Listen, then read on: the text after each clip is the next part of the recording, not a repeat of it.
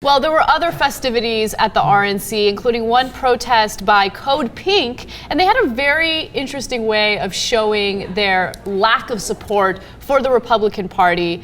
Let's go to the video. I want to show you guys what they decided to do. I'm wearing a beautiful artistic representation of a very sacred and special part of the woman's body, the vagina. Today I hope to create a strong network of inspired and engaged activists. I want to make waves here in Tampa. I want the Republicans to see that there's dissent and that we're not going to stand for their rhetoric against women. Most recently, Representative Aiken making that comment about legitimate rape. Listening to those kind of statements be not denounced, not having those people resign immediately is an outrage to women all over the country. I have to say, I've made the argument several times before on the show that human genitalia just isn't attractive, and I think this is a perfect illustration of how unattractive it is. But I will say, I do really love the fact that they did this protest.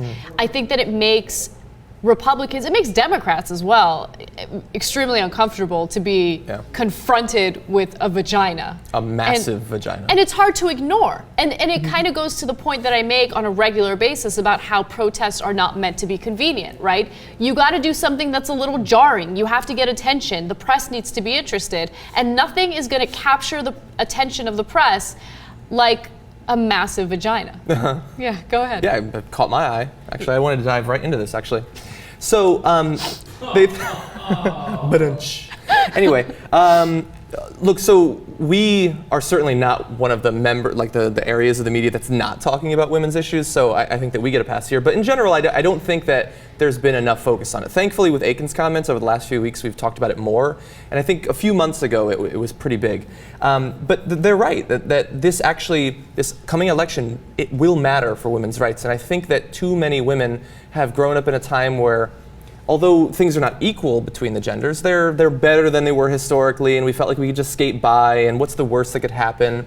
But look, Mitt Romney and Paul Ryan do not have women's best interests at heart, and it doesn't matter if you trot out Ann Romney to give a nice speech about how much she loves her husband.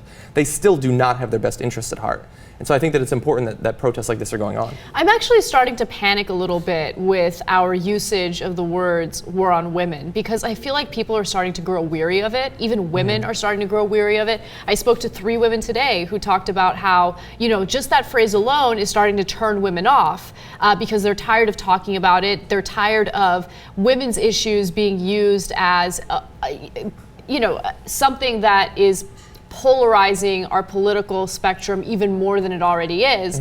And that makes me worry because look, the fact of the matter is this war on women is something that really is happening. In 2011, there were 69 laws passed throughout the country that restrict abortion access. And Republicans are fighting hard to pass even more of those laws. They want to defund Planned Parenthood. They want to make it extremely difficult for women to get abortions.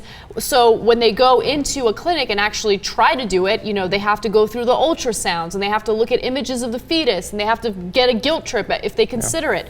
So it's a real problem, but I get worried at the way that it's being covered. I get worried about, the way people talk about it, the language that people use for it. On our side or on their side? No. I feel like in general, people are starting to get turned off by it. They're tired of hearing about it. And I think that it could actually have a reverse effect. I don't know. At least that's the sense I got today when I was talking to a few women. During the speeches last night at the RNC, they'd pan across the crowd. Tons of women out there. They made a big point of focusing on the young women in the front of the crowd.